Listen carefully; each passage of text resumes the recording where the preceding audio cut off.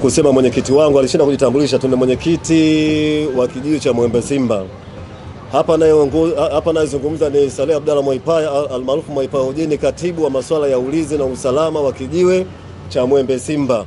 Kwa hiyo usalama imeimarika hapa. Mimi naenda mbali zaidi kwamba mimi narudi nyuma kwa sababu mimi ni mtu wa kufanya utafiti. Kwa lugha nyingine mimi ni jasusi.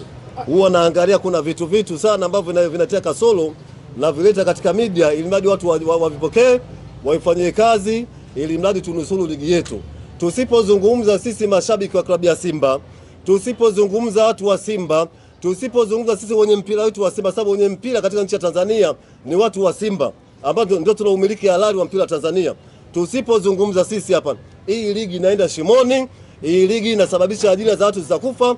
Midomo yote sisi haitaongea kuhusu masuala ya mpira, basi hali itakuwa tafalani. Lazima tutoke hadharani kwenye media tuzungumza yanayosibu. Mimi ndarudi nyuma tu kidogo. Miaka 4 iliyopita kabla Yanga hajakuwa bingwa, kuna kauli ilizungumzwa, sifahamu kauli hiyo. Nyinyi waandishi wa habari, nyinyi ni wapelelezi waandishi wa habari, tafuteni hiyo kauli hiyo hapo, ndio mtanielewa mimi hapa kwamba ligi imeishia hapa kwa sababu ilishapanda mbegu mbaya.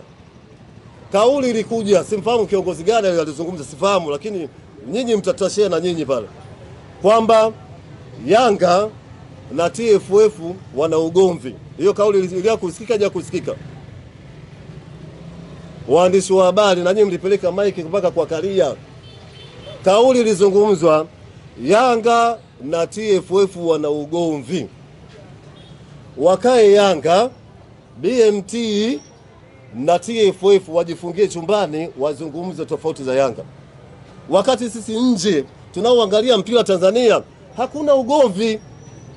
Yanga wanacheza mechi 11 hapa Benjamin Mkapa, na haija kutokea toka dunia imeumbwa hii. Mechi 11 Benjamin Mkapa mfululizo. Umeelewa Mkapa? Lakini kauli ilikuja, lakini waandishi wa habari mkaminya maiki zenu, mkaminya kalamu zenu, kumbe mlikuwa mnasababisha ndio mbegu mbovu ambayo imetokea mpaka sasa. Kauli ile ilikuwa ni sumu katika masuala ya mpira. Baada ya kauli ile nini kilitokea? Baada ya kauli ile kutoka, tunakuta ikatambaa hundi, sijui kuna kampuni gani, sijui imedhamini, sijui mimi siwezi kuitaja, sijui, lakini wanajijua. Imedhamini ligi. Wawakilishi wa ile kampuni ni wa viongozi wa 88 FC. Mnajua timu ya 88 FC, mnajua nyinyi wenyewe. Umeelewa? Wawakilishi. Baada ya kutokea pale, watu wakaanza kupiga kelele. Alikuwepo Badra Gonzalez ambaye alikuwa ni CEO wa klabu ya Simba, lakini alipiga kelele na mpaka anatumiwa tiketi ya kwenda kwenye Kameruni kwenye mashindano ya African pale. Mkataba unavunja saa 12 jioni kama nyewe, yani pateni hivyo vitu hivyo. Umevunjwa mkataba wa kudhamini ile pale. Msimu uliofuata ile kampuni ile ikaanza kuingia kugonga nyumba kwenye vilabu sasa. Oya anakudhamini. Tumepanda mbegu mbovu. Mbegu hiyo ndio inakuja kutuhukumu sasa, umeelewa? Na ndio maana ligi imekuwa haina intensity aina yote. Kuna kocha wa timu ya 88 FC alishazungumza kwenye media zenu akasema ligi ya Tanzania haina intensity. Watu mkamchambua, watu wenye kumtukana wakamtukana, lakini alikuwa na maana kwa sababu alicheza mechi moja na Dodoma Jiji, ile 88 FC walishinda goli 4 bila. Walipocheza na klabu ya Simba, umeelewa, mguu wa shinge mguu wa roho. Na kwenye ile mechi ile wachezaji 7, first 11 7 waliwekwa benchi. Mimi narudia, ndio maana nakwambia mimi ni jasusi. Nafanya vitu ambavyo nimefanya utafiti, umeelewa? Baada ya kucheza mechi na Dodoma, wachezaji 7 first 11 waliachwa, akachezesha golikipa ambaye amesajiliwa na Dodoma Jiji, hata mechi moja hajacheza. Watu wakala goli 4. Lakini mechi ya Simba mguu wa shingo mguu wa roho, tumepata goli kwa tabu dakika za mwishoni, penalty. Baadaye kocha wa 88 FC anasemaje? Ligi ya Tanzania haina intensity. Alikuwa anaficha tu. Yaani alichokuwa anazungumza, si tu wewe usomea Cuba tunajua. Alikuwa anamaanisha kwamba mimi timu yangu mimi inapata ushindi na ni mwepesi.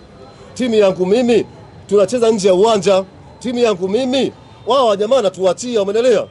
Na ndio maana tunasema tusiposema sisi watu wa klabu ya Simba huu mpira unaingia shimoni pale. Lazima tuutetee mpira Tanzania kwa sababu tuna mamlaka ya kutetea mpira Tanzania. 1998 klabu ya Simba imecheza mechi na Chapungu Rangers Zimbabwe kwenye klabu bingwa. Tumemfunga 2-2, magoli anafunga Thomas Kipese, Uncle Tom, nani anamjua huyo? Tumeshinda pale. Chapungu ameshinda kuleta timu Dar es Salaam hapa. Kafu akaipiga faini milioni 20. Kipindi kile Fati serikali haitoa ruzuku. Fati wanajiendesha wenyewe kupitia labda hizi pesa za FIFA. Kafu wanaidai Fati hela. Akaunti kipindi kile za vilabu ziko katika ziko upande wa chama cha soka. Kwenye akaunti ya Fati kuna milioni 20 ya Simba. Je, wasizitumie? Walikaa na viongozi wa klabu ya Simba, ikabidi ile hela itoke, ile itumiwe pale Fati walipe ada yao, kwa sababu tungefutwa mpaka leo tusingekuwa tuko katika masuala ya mpira, tungekuwa tunacheza mpira wetu wa kwenye kichungu tu hapa huko ndani. Lakini tulivyolipa klabu ya Simba baada ndani ya mwezi mmoja na nusu hivi Fati walirudisha hela klabu ya Simba. Kwa hiyo kuna maana kwamba sisi tuliibeba Fati klabu ya Simba. Tuna mamlaka ya kuzungumza kama uhuni unaofanyika kwa kipindi hichi. Tuna mamlaka ya kuzungumza sisi watu wa Simba, kwa sababu sisi ndio tuna mandate ya kuzungumza masuala ya mpira. Kwanza tuna certificate ya FIFA. Nani ana certificate ya FIFA? Ni klabu ya Simba peke yake. Imekuja Afcon 2027. Nani kaileta hapa? Waandishi wa habari yani mtajua tu labda kwa sababu wamependa uwanja wa Benjamin Mkapa. Sio hivyo. Baada ya uzinduzi wa ile yale mashindano ambayo alikuwa na Nebola ile Africa Football League ya. Dunia nzima ilishuhudia pale. Kina Arsene Wenger alikuwepo pale. Yaani dunia nzima yote ilikaa pale. Na ndio maana klabu ya Simba ndio iliyotangaza, na ndio maana hata Musepe akaona aibu kama El Flantino yuko hapa. Nishinda vipi kuleta mashindano hapa? Kwa hiyo klabu ya Simba ndio imetengeneza yani ndio role model wa mpira wa Tanzania. Asitokee mtu wa aina yote kuzungumza.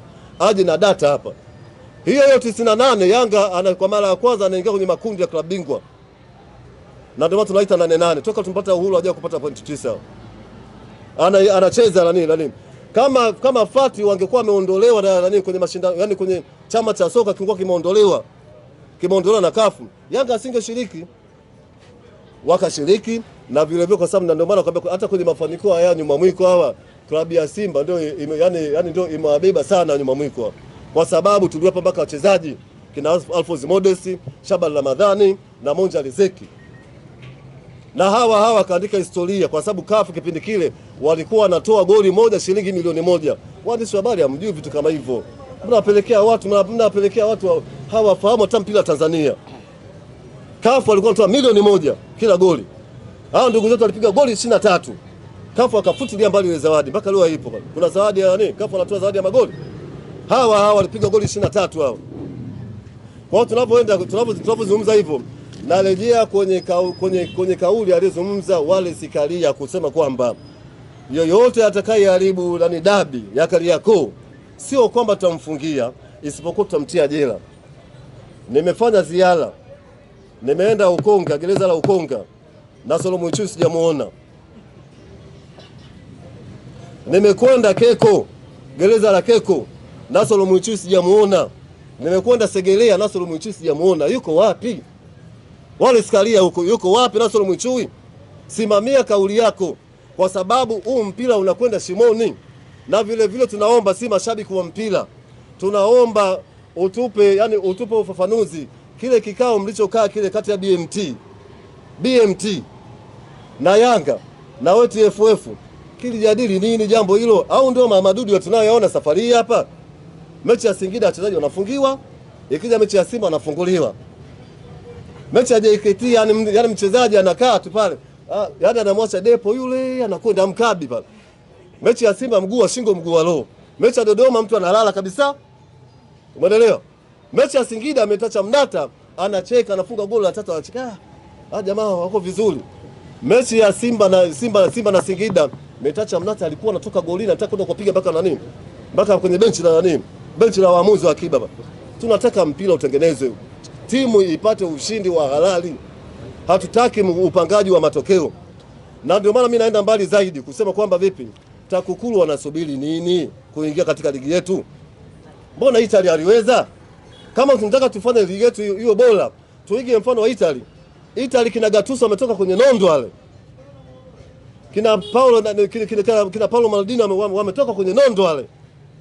Juventus walifungiwa wale, wakanyang'anya mpaka pointi za nini? Za huko wanakokwenda kule. Ni hamna habari. Lakini hapa watu wanachekeana tu hapa. Kamati ya masaa 72 sasa nakuja kwenye kichekesho chenyewe kabisa kile. Kamati ya masaa 72 imetoa adhabu. Kwanza kwa upande wa Simba si na Yanga, mimi au nane mwala sitaki hata kuwazungumza sana na wapaisha tu kwa sababu watu wenyewe wajulikane. Imetoa adhabu kwa klabu ya Simba na yenyewe tutoe hela.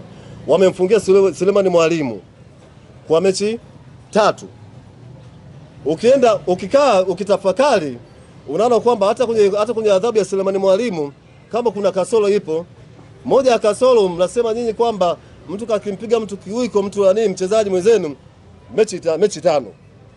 Inakuwaje kwa Suleiman Mwalimu mechi 3 kama mliona adhabu kama nani kama inafaa apate adhabu ya mechi 5? Tumeona Alessane Kante kaenda kuchukua mpira tu kwa Feitoto akadondoka pale kafungiwa mechi 5.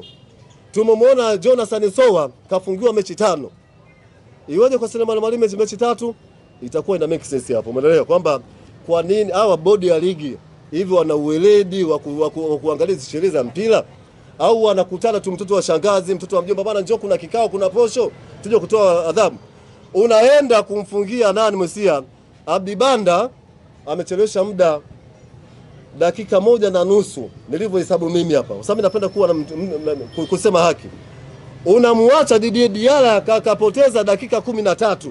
Didier Diala yeye ni nani? Anacheza mbinguni? Au nyuma pazia kuna nani hapa? Tunataka nyuma pazia anayeharibu ligi ya Tanzania. Kuna nani hapa? Nyuma yake kuna nani? Uwezi umeshinda kumfungia Ibrahim Baka. Ana matukio mabaya mengi tu. Na mimi huwa nasemaga yule sio mchezaji yule. Yule ni mtu akale tu. Kwa sababu mpira una taratibu zake. Mpira lazima umlinde mtu, umeelewa? Unaacha kumfungia pale. Unaenda kumpa adhabu Duchu, unamwacha golikipa wa Dodoma Jiji alikuwa anachimbia ilizi. Azam amemvuta kabisa, tunamwona anachimbia ilizi kipindi cha kwanza na kipindi cha pili anatoa kile kitu pale. Kamati ya masaa 72. Nyie mnajitathmini?